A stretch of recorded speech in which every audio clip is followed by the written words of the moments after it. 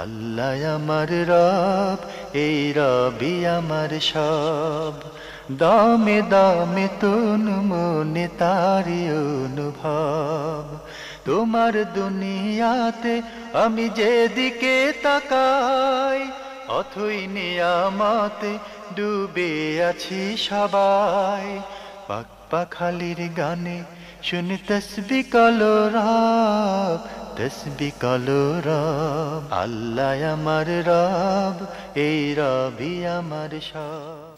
আসসালামু আলাইকুম, আলহামদুলিল্লাহ, আসসালাতু ওয়াসসালামু আলা রাসূলিল্লাহ।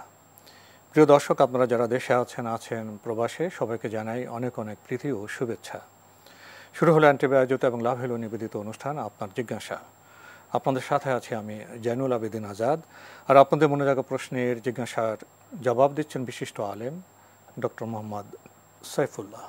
আসসালামু আলাইকুম ওয়া রাহমাতুল্লাহি ওয়া বারাকাতুহু।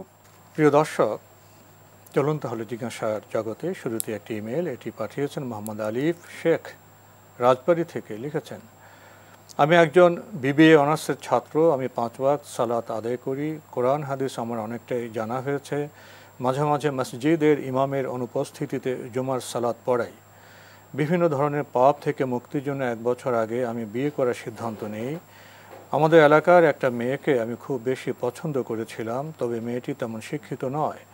মেয়ের বাড়িতে বিয়ের প্রস্তাব পাঠানোর পর তার নাকচ করে দিল। আমার গায়ের রং কালো। পরবর্তীতে আমি শুনলাম সে মেয়ের পরিবার বলেছে তারা কালো ছেলের সাথে মেয়ের বিয়ে দেবে না। এখন আমার প্রশ্ন হলো, কোরআন হাদিসে এমন কোনো নির্দেশনা আছে কি যে বিয়ের সময় ছেলে পছন্দ করার ক্ষেত্রে তার বাহ্যিক সৌন্দর্য দেখতে হবে? বিয়ের ক্ষেত্রে মূলত যেমনিভাবে ছেলের পক্ষকে বা ছেলেকে স্বাধীন ইখতিয়ার দেওয়া হয়েছে চয়েস করার ক্ষেত্রে, সে মৌলিকভাবে যে বৈশিষ্ট্যগুলো আছে সেই বৈশিষ্ট্যগুলো সবগুলো দেখতে পারবে। তুনকাহুল মারআতু লিআরবাইন, যে 4টি দিক বিবেচনা করেই নারীদের বিয়ে হয়ে থাকে। আল্লাহ রাসূল সাল্লাল্লাহু আলাইহি ওয়াসাল্লাম হাদিসের মধ্যে বলেছেন। তার মধ্যে আল্লাহ রাসূল সাল্লাল্লাহু আলাইহি ওয়াসাল্লাম বলেন, লিমালিহা, তার সম্পদ, ওয়ালি হাসাবিহা, তার বংশমর্যাদা, তারপরে ওয়ালি জামালিহা, তার সৌন্দর্য, তারপরে ওয়ালি দীনিহা, তার দ্বীনের বিষয়। এই দিকগুলো বিবেচনা করে, মানে বিবেচনায় রেখে তারপরে বিয়ের জন্য প্রস্তাব দেওয়া হয়, তারপরে বিয়ে হয়ে থাকে। সেক্ষেত্রে সৌন্দর্য অবশ্যই একটি পয়েন্ট, অন্যথায় আল্লাহ রাসূল সাল্লাল্লাহু আলাইহি ওয়াসাল্লাম সেটা উল্লেখ করতেন না। মানে এই সৌন্দর্যের এই পয়েন্টের বিষয়টি যেমনিভাবে মানে ছেলেকে রাসূলুল্লাহ সাল্লাল্লাহু আলাইহি ওয়াসাল্লাম ইখতিয়ার দিয়েছেন, এবং বিয়ের ক্ষেত্রে একই পয়েন্ট, মানে এটা ছেলে মানে যখন নির্বাচন করা হবে সেক্ষেত্রেও আসবে। মানে ছেলের ক্ষেত্রেও এই বক্তব্যটি আসবে। সেটা হলো এই, মানে ছেলেকে যখন দেখবে, মেয়ে পক্ষকে স্বাধীন ইখতিয়ার দেওয়া হবে। মেয়ে পক্ষ ছেলের এই 4টি, মানে এখানে শুধুমাত্র মহিলার কথা বলা হয়েছে এই জন্য, কারণ মহিলাদের ব্যাপারটা মানুষ বেশি ঘাঁটাঘাঁটি করে, বেশি খোঁজ সন্ধান নেওয়ার জন্য চেষ্টা করে, কিন্তু পুরুষদের সন্ধান নিতে হবে না এটা বলেন নাই। মানে বিয়ের ক্ষেত্রে এই 4টি পয়েন্ট হচ্ছে মূল পয়েন্ট এই হাদিসের মধ্যে। হ্যাঁ, পুরুষের ক্ষেত্রেও একই, পুরুষের ক্ষেত্রেও একই। সেক্ষেত্রে ছেলেটা দেখতে কেমন, প্রথমেই প্রশ্ন আসবে। মানে ছেলে যদি কোনো কারণে দেখতে পছন্দ না হয়, তাদেরকে স্বাধীন ইখতিয়ার দেওয়া রয়েছে। মানে সেটা তারা অবশ্যই মানে কি করতে পারবে, চয়েস করতে পারবে। ছেলের সৌন্দর্যের উপর নির্ভর করবে, ছেলের সম্পদের উপর নির্ভর করবে, ছেলের যোগ্যতার উপর নির্ভর করবে, ছেলের বংশমর্যাদার উপর নির্ভর করবে। এরপরে এই যে কথাগুলো সবগুলোকে আল্লাহ রাসূল সাল্লাল্লাহু আলাইহি ওয়াসাল্লাম এক জায়গায় এনে যোগ করে দিয়েছেন। এটা হচ্ছে মূল জায়গা। সেটা হলো কি, ফাযফার বিযাতিদ দীনি তারিবাত ইয়াদাক। নারীর ক্ষেত্রে যদি দেখো, তাহলে তার দ্বীনের বিষয়টি প্রাধান্য দিয়ে দেখবে, তাহলে দেখবা যে তুমি সমৃদ্ধ হচ্ছ। এখানে এই বক্তব্য এসেছে। তারপরে ইযা জাআকুম মিম্মান তারদাউনা দীনাহু ফাযাওয়িজুহু, যখন দেখবে যে এমন ব্যক্তি এসে গেছে যার দ্বীনের ব্যাপারে আর কোনো প্রশ্ন নেই তোমাদের কাছে, মানে বাকিগুলো কিছু এদিকে কম বেশি প্রশ্ন আছে কিন্তু দ্বীনের ব্যাপারে প্রশ্ন নেই, ফাযাওয়িজুহু, তার কাছে বিয়ে দিয়ে দাও। এখানে এসে যোগ করে দিয়েছেন দুই ক্ষেত্রেই কোনটা গুরুত্ব পাবে সেটা বলে দিয়েছেন। ইখতিয়ার দিয়ে দিয়েছেন কমন, ছেলেকেও ইখতিয়ার দেওয়া রয়েছে, মেয়ের পক্ষকে ইখতিয়ার দেওয়া রয়েছে, ছেলে কীভাবে নির্বাচন করবে, মেয়ে কীভাবে নির্বাচন করবে। কিন্তু আল্লাহ রাসূল সাল্লাল্লাহু আলাইহি ওয়াসাল্লাম কোনটাকে প্রায়োরিটি দেব, কোনটাকে আমরা প্রাধান্য দেব, সে বিষয়টি কোন মানে সংযোগস্থল কোনটা হবে সেটাকে বলে দিয়েছেন। এই সংযোগস্থলে যদি কোনো কারণে বিচ্যুতি ঘটে যায় তাহলে কিন্তু পরবর্তী বিপর্যয় নেমে আসবে। পরবর্তী বিপর্যয় হচ্ছে পারিবারিক জীবনে, দাম্পত্য জীবনে এবং সন্তানদের জীবনে একটা বড় ধরনের মানে বিপর্যয় নেমে আসবে, বড় ধরনের ধ্বংস নেমে আসতে পারে। হতে পারে যে সেখানে পরিবার একেবারে বিধ্বস্ত হয়ে যেতে পারে। এই জন্য দিনের বিষয়টি কিন্তু মানে সংযোগস্থল হচ্ছে একটাই, সেটা হলো দিনটাকে অবশ্যই মানে প্রাধান্য দিতে হবে, গুরুত্ব দিয়ে দিনের জিনিসটাকে গুরুত্ব দিয়েই গ্রহণ করতে হবে। বাকি অন্যগুলো দেখা অসঙ্গত নয়, অবৈধ নয়, অনুমোদিত। সেক্ষেত্রে তারা যেই দৃষ্টিভঙ্গি পোষণ করেছেন এটা শরিয়া বিরোধী কোনো কাজ করেছেন, আপনি এই চিন্তা করার কোনো সুযোগ নেই। এসব বিষয়ে বোধহয় আমাদের ভাবার বিষয় আছে। প্রিয় দর্শক, আমাদের হাতে আরও একটি ইমেল, এটি পাঠিয়েছেন ইয়াসিন আহমেদ। লিখেছেন, হাদিসে আছে অবিবাহিত ছেলে ও মেয়ে যদি জিনা করে সেক্ষেত্রে তাদের শাস্তির বিধান 100 দর্রাবেত ও 1 বছরের জন্য গ্রাম ছাড়া করতে হবে। কিন্তু আমাদের দেশে যেহেতু ইসলামী রাষ্ট্র ব্যবস্থা কায়েম নেই এবং ইসলামী বিচার ব্যবস্থাও নেই, তাই এই ধরনের বিচার হওয়ার কোনো কারণ নেই। আর বিষয়টা যদি গ্রাম পর্যায়ে বিচারের আওতায় নিয়ে আসা হয় তাহলে লোক জানাজানি হয়ে যাবে, যা মেয়েটার বিয়ের জন্য হুমকি স্বরূপ। আর ছেলে মেয়ে যদি বিবাহ করার অবস্থায় না থাকে তাহলে এই মস্ত বড় গুনাহ থেকে বাঁচার জন্য তাদের কি করা উচিত? ধন্যবাদ। প্রথম কথা হচ্ছে আপনি যেটি বলেছেন এর বিচারের দায়িত্ব আসলে গ্রাম পর্যায়ে যাবে না, এটা হুদুদ, দণ্ডবিধি, সেটা অবশ্যই যেহেতু ক্রাইম এই জন্য অবশ্যই কোর্ট এবং অথরাইজড পার্সন হতে হবে। সুতরাং এক্ষেত্রে গ্রাম্য বিচার এখানে চলবে না, গ্রাম্য বিচার অথবা সালিশ এগুলোর মাধ্যমে এটা হবে না, এটি জায়েজ নেই। যদি কেউ করে থাকেন তাহলে তিনি মিস্টেক করেছেন, এটা ভুল। ইসলামী শরিয়ার যে কনসেপ্ট রয়েছে এর সাথে এটি সাংঘর্ষিক। এই বিচার যদি কোনো কারণে হয় তাহলে কোর্টের মাধ্যমে হবে। আর আমাদের আইন যে প্রচলিত আইন রয়েছে সে প্রচলিত আইনেও এ ধরনের বিচার হতে পারে, সেখানে কোনো গঠিত নিষেধ নেই। সেক্ষেত্রে যদি আইনের মাধ্যমে বিচার হয়, মানে আইনজীবী যদি প্রয়োজন মনে করেন এই ধরনের মানে শাস্তি দিতে পারেন, এ ধরনের শাস্তি দিতে পারেন, সেটি তার বিবেচনার উপর নির্ভর করবে। বা শরিয়ার যে নির্দেশনা রয়েছে সেটাকে তিনি কীভাবে দেখবেন, বাস্তবায়ন করবে সেটা তিনি দেখবেন। বাকি রয়ে গেছে যে বিষয়টি, সেটা হলো এখন যারা এ ধরনের অন্যায়ে লিপ্ত হয়ে গিয়েছে মানে তাদের কি মানে এর থেকে তাহারাতের জন্য, পবিত্রতার জন্য তারা কি মানে গ্রামের মোড়লদের কাছে এসে বলবে যে আমরা দুজনে এই কাজ করেছি, যে আমাদেরকে শাস্তি দেন? না। মানে এই ধরনের অপরাধ যদি কেউ কোনো কারণে অপরাধে লিপ্ত হয়ে যান তার উপর ওয়াজিব হচ্ছে সতরোহা, এটাকে গোপন করা। যদি কেউ দেখে যান তার উপর ওয়াজিব হচ্ছে এটাকে ঢেকে ফেলা। খুব গুরুত্বপূর্ণ মাসালা কিন্তু। মানে ক্রাইম সমাজের মধ্যে মানে প্রচার করার নাম কিন্তু আরেকটা ক্রাইম, প্রচার করাটা আরেকটা বড় ধরনের ক্রাইম। ক্রাইমের মাধ্যমে অনেক অবক্ষয় তৈরি হয়। তাহলে ক্রিমিনালরা মানে ক্রিমিনালদের এই ক্রাইম দেখে আরও যারা ক্রিমিনাল নয় তারা উৎসাহিত হয় এবং তারা ক্রাইমের পদ্ধতি জেনে যায়, ক্রাইমের পদ্ধতি জেনে যায়। এই জন্য ইসলামী শরীয়তে এটাকে গোপন করতে বলা হয়েছে। গোপন করে এই কাজ গোপনে গোপনে আরও করবেন না, তাহলে তিনি ঈমান থেকে বেরিয়ে যাবেন, তার মানে এই কাজটি তিনি ইসলাম থেকে বেরিয়ে যাবেন। এক্ষেত্রে তিনি যদি সত্যিকার তওবা করেন তাহলে তিনি এই কাজ থেকে নিজেকে পরিপূর্ণরূপে বিরত রাখবেন এবং তিনি তওবা করে নেবেন। মানে এই দুজন তওবার মাধ্যমে তিনি নিজেকে পবিত্র করতে পারবেন, তওবার মাধ্যমে পবিত্র করতে পারবেন। তবে তওবা হচ্ছে এই ধরনের কাজে তিনি আর কখনো লিপ্ত হবেন না। এই ধরনের সংকল্প করে নিজের উপর এই নিয়ন্ত্রণ এনে পরিপূর্ণরূপে আল্লাহ তাআলার কাছে ক্ষমা প্রার্থনা করবেন। অবশ্যই আল্লাহ সুবহানাহু ওয়া তাআলা যদি তওবা কবুল করে থাকেন তাহলে তিনি আর এই কাজে লিপ্ত হবেন না এবং আল্লাহ রাব্বুল আলামিন তাকে এর জন্য ক্ষমা করে দেবেন। আল্লাহ সুবহানাহু ওয়া তাআলা এর জন্য তাকে ক্ষমা করে দেবেন। কিন্তু এর জন্য শর্ত নয় যে তিনি গ্রাম্য আদালতে গিয়ে অথবা গ্রামের মোড়লদের কাছে গিয়ে অথবা অন্য কোথাও গিয়ে তিনি বলবেন যে আমি অপরাধ করেছি, না, এটা তিনি বলবেন না। ফলে দেখা গিয়েছে যে আল্লাহ রাসূল সাল্লাল্লাহু আলাইহি ওয়াসাল্লামের কাছে দুইজন সাহাবীর কাছ থেকে প্রমাণিত হয়েছে। একজন হচ্ছে মাইজ আল-আসলামী রাদিয়াল্লাহু তাআলা আনহু, আরেকজন হচ্ছেন বনি খাসআম গোত্রের মহিলা। তিনি আল্লাহ রাসূল সাল্লাল্লাহু আলাইহি ওয়াসাল্লামের কাছে এসেছিলেন, ব্যভিচারের কথা স্বীকৃতি দিয়েছেন। এই দুইজন রাসূল সাল্লাল্লাহু আলাইহি ওয়াসাল্লামের কাছে এসে বলেছেন, ইয়া রাসূলুল্লাহ, আসাবতু জামবান, আমি অপরাধ করেছি, ফাতাহিরনি মিন, এই অপরাধ থেকে আমাকে পবিত্র করুন।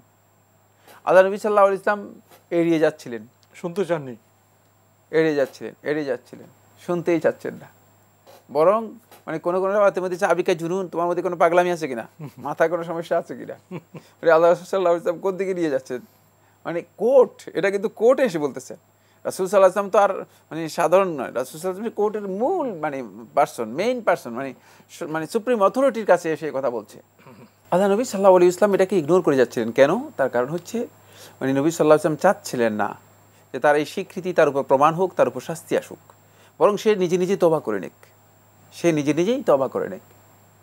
কারণ তার তওবার পদ্ধতি গুরুত্বপূর্ণ বিষয়, খুবই ইম্পর্টেন্ট বিষয়। মানে তার তওবার পদ্ধতি এমন ছিল যে পরবর্তীতে যখন আল্লাহ রাসূল সাল্লাল্লাহু আলাইহি ওয়াসাল্লাম তার উপর হদ কায়েম করলেন, রাসূলুল্লাহ সাল্লাল্লাহু আলাইহি ওয়াসাল্লাম বললেন, লাকাদ তাবাত তাওবাতান, এমন একটি তওবা সে করতে পেরেছে।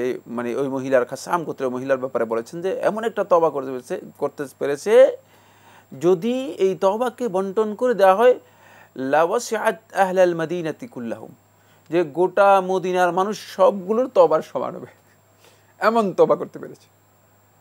আল্লাহ রাসূল সাল্লাল্লাহু আলাইহি ওয়াসাল্লাম এই জন্য এই বিষয়কে শুনতেই চাচ্ছিলেন না। তাই এই বিষয়ে উত্তম হচ্ছে যেটা, সেটা হলো তওবা করে পরিপূর্ণরূপে মানে প্রত্যাবর্তন করা, আল্লাহ তাআলার কাছে, আল্লাহর বিধানের কাছে আত্মসমর্পণ করে যাওয়া, মানে এই কাজে নিজেকে আর কোনোভাবেই সম্পৃক্ত না করা। কিন্তু মানে বিচারের কাছে এসে, কোর্টের কাছে এসে এটাকে ধর্ণা না দেয়া। এখানে আমি যে পয়েন্টটি বলতেছিলাম সেটা হলো এই, রাসূলুল্লাহ সাল্লাল্লাহু আলাইহি ওয়াসাল্লাম শুনতে চাচ্ছিলেন না, কিন্তু আল্লাহ নবী সাল্লাল্লাহু আলাইহি ওয়াসাল্লাম বারবার যখন ইসরার করতেছিল, বাধ্য করতেছিল, তখন যেহেতু কোর্ট, তখন নবী সাল্লাল্লাহু আলাইহি ওয়াসাল্লামের উপর এটা বাধ্যতামূলক হয়ে গিয়েছে, শুনতেই হবে। হ্যাঁ, শুনতে বাধ্যতামূলক। তখন নবী সাল্লাল্লাহু আলাইহি ওয়াসাল্লাম তাহকিক করলেন। নবী সাল্লাল্লাহু আলাইহি ওয়াসাল্লাম তাহকিক করলেন কিভাবে? তাকে জিজ্ঞেস করলেন, তুমি এমন করছো কিনা, তুমি এমন করছো কিনা, তুমি এমন করছো কিনা। না, বললো যে আল্লাহ রাসূল সাল্লাল্লাহু আলাইহি ওয়াসাল্লাম, আমি এই জেনাই করেছি। ফলে আল্লাহ রাসূল সাল্লাল্লাহু আলাইহি ওয়াসাল্লাম যেহেতু আল্লাহর হকের সাথে সম্পৃক্ত হয়ে গিয়েছে, কোর্টে আসার সাথে সাথে এটা আল্লাহর হকের সাথে সম্পৃক্ত হয়ে যায়। আর যেহেতু আল্লাহর হকের সাথে সম্পৃক্ত হয়ে গিয়েছে, ফলে আল্লাহ রাসূল সাল্লাল্লাহু আলাইহি ওয়াসাল্লাম তার উপর হদ কায়েম করেছে।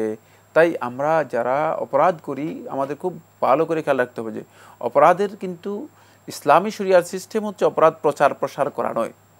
এই জন্য আল্লাহ সুবহানাহু ওয়া তাআলা একদল ব্যক্তিকে আল্লাহ সুবহানাহু ওয়া তাআলা ক্ষমা করবেন না। তারা হচ্ছে আল মুজাহিরুনা বিল মাআসি, যারা অপরাধ করে মানে এটাকে অপরাধটাকে বহিঃপ্রকাশ করে বেড়াবে, দম্ভ করে বেড়াবে, প্রচার করে বেড়াবে। মানে অপরাধ করেছেন, এটা একটা জঘন্য অপরাধ, এরপর আবার এটাকে প্রচার করে, এটা আরো ভয়ঙ্কর অপরাধ। এই কাজটাকে আল্লাহ রাসূল সাল্লাল্লাহু আলাইহি ওয়াসাল্লাম এই সমস্ত ব্যক্তিদেরকে বলেছেন যে ক্ষমা করে দেওয়া হবে না।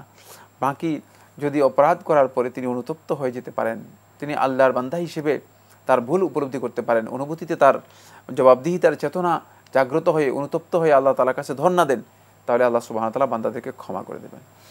এই বিষয়ে আপনি যে মৌলিক কথা বললেন, সে বিষয় থেকে তো আমরা, আমাদের সমাজ অনেক দূরে, দেখা যায় আমাদের সমাজে, গ্রামে অনেকে সন্দেহপ্রবণ হয়ে দুজন নরনারীর বিরুদ্ধে বদনাম করে এবং বিচার ডেকে বসে।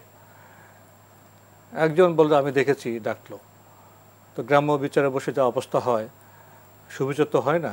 এটাকে কেন্দ্র করে অনেকে স্বার্থসিদ্ধির কাজ করে থাকে। তো এসব ক্ষেত্রে আমাদের সমাজে যে বিষয়গুলো হচ্ছে, এগুলি কীরকম, এগুলি কি ঠিক হচ্ছে? খুবই গুরুত্বপূর্ণ পয়েন্ট। আসল কথা হচ্ছে মানে এই ধরনের মানে বিষয়ের ক্ষেত্রে, বিশেষ করে ব্যভিচার সম্পৃক্ত বিধান এবং মাসআলার ক্ষেত্রে সুস্পষ্ট যদি চারজনের সাক্ষী পাওয়া না যায়, চারজন লাগবে, চারজনের যদি সাক্ষী পাওয়া না যায়, তাহলে অবশ্যই এই কাজের সাথে যারা জড়িত হয়েছেন তাদের সবাইকে, তারা যদি 20 জনও হয়, তাদের সবাইকে একজনকে 80 দোররা করে, সবাইকে 80 করে দোররা দিয়ে যাওয়া হবে। নিরুৎসাহিত করা হয়েছে না, এটা কারণ তারা তো সামাজিক বড় ধরনের স্থিতিকে নষ্ট করেছে। ইসলাম কত কত যে সুচিন্তিত ওয়াইজ বিধান দিয়েছে, চিন্তা করেন। কারণ হলো এভাবে তো তাহলে পুরো সমাজের সমস্ত নারীদেরকে ইয়ে করে দিবে, কলুষিত করে দিবে। হবে না, 3 জন হবে না, তার প্রত্যক্ষদর্শী 4 জন হতে হবে। 4 জন। কিন্তু প্রশ্ন হলো 4 জন প্রত্যক্ষদর্শীকে রেখে কেউ কি এই কাজ করে? না, যদি কাজ না করে তাহলে এখানে যিনি দেখেছেন তিনি আস্তে করে চলে আসবেন, তিনি সরে যাবেন। আল্লাহ রাসূল সাল্লাল্লাহু আলাইহি ওয়াসাল্লাম সাহাবী ছিদ্র অন্বেষণ করার জন্য তাকে এই সুযোগ দেওয়া হয়নি, আল্লাহ রাসূল সাল্লাল্লাহু আলাইহি ওয়াসাল্লাম সাহাবী শুরাইক ইবনে সাহমা আল্লাহ রাসূল সাল্লাল্লাহু আলাইহি ওয়াসাল্লামের কাছে এসে বললেন, আল্লাহ রাসূল সাল্লাল্লাহু আলাইহি ওয়াসাল্লাম, যে কেউ যদি তার স্ত্রীর সাথে অন্য পুরুষকে দেখে, এখন তিনি বললেন যে দেখে তাহলে তার কি করবে সে? তখন রাসূলুল্লাহ সাল্লাল্লাহু আলাইহি ওয়াসাল্লাম বললেন যে 4 জন সাক্ষী অবশ্যই নিয়ে আসতে হবে। আলাইকাল বাইয়িনা, তো তুমি তোমার স্ত্রীর ব্যাপারে যে বক্তব্য দিয়েছো এর জন্য তুমি সাক্ষী নিয়ে আসো। 4 জন সাক্ষী নিয়ে আসো।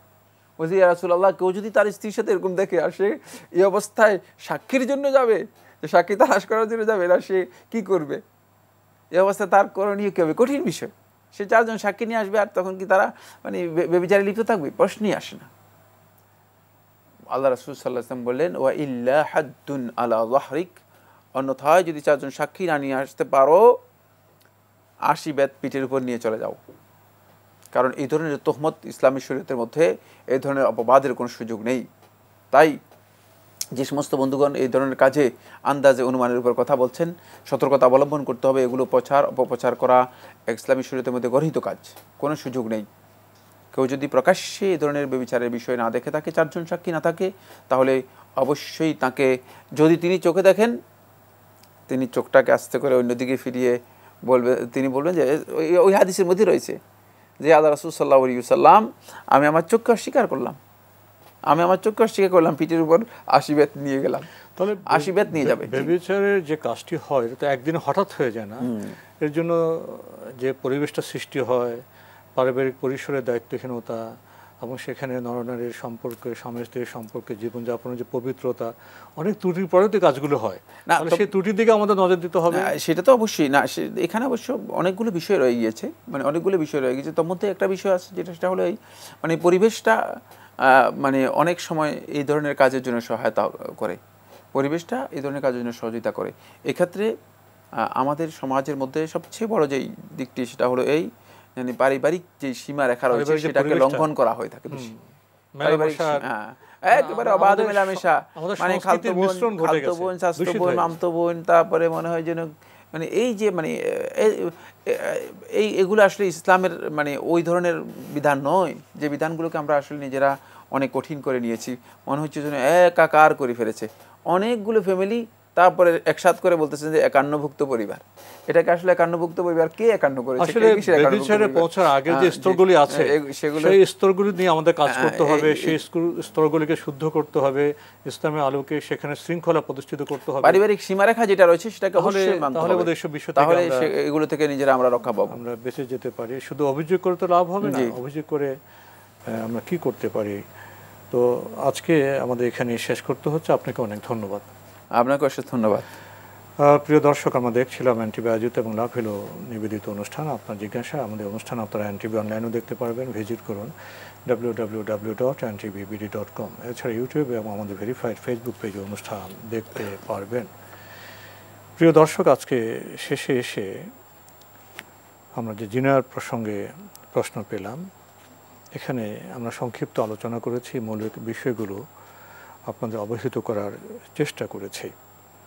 আমাদেরকে তো বলা হয়েছে জিনার কাছেও যেও না। আমরা কি আত্ম অনুসন্ধান করব, আত্মবিশ্লেষণ করব? আমরা কি আত্মসমালোচনা করব? জিনার কাছে যাওয়া বলতে কি বোঝায়? আমাদের টেলিভিশন কি কাজ করছে? আমাদের স্মার্টফোনগুলো কি করছে? আমাদের ওপেন এয়ার কনসার্টগুলো কি করছে?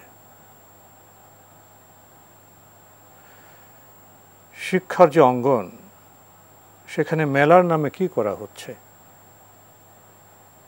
আমরা জানি জিনা খুব বড় পাপ, কিন্তু জিনার কাছাকাছি যাওয়ার যে পরিবেশ সৃষ্টি আমরা করছি, সেটা কি পাপ নয়? পরিবারের যারা অভিভাবক আছেন, তারা পরিবারের ব্যবস্থাপনা কিভাবে চালাচ্ছেন? পরিবারের মধ্যে স্বামী কিভাবে চলছেন, স্ত্রী কিভাবে চলছেন, সন্তানরা কিভাবে চলছেন, এসব ক্ষেত্রে সতর্ক না থাকলে আমাদের সমাজ বাস্তবতায়, সমাজ পরিবেশে আমরা কি জিনার কাছাকাছি চলে যাচ্ছি না? আমাদের চোখ কি দেখছে? যা দেখার নয় তা দেখছে। আমাদের কর্ণ কি শ্রবণ করছে? যা শ্রবণ করার নয় তা শ্রবণ করছে।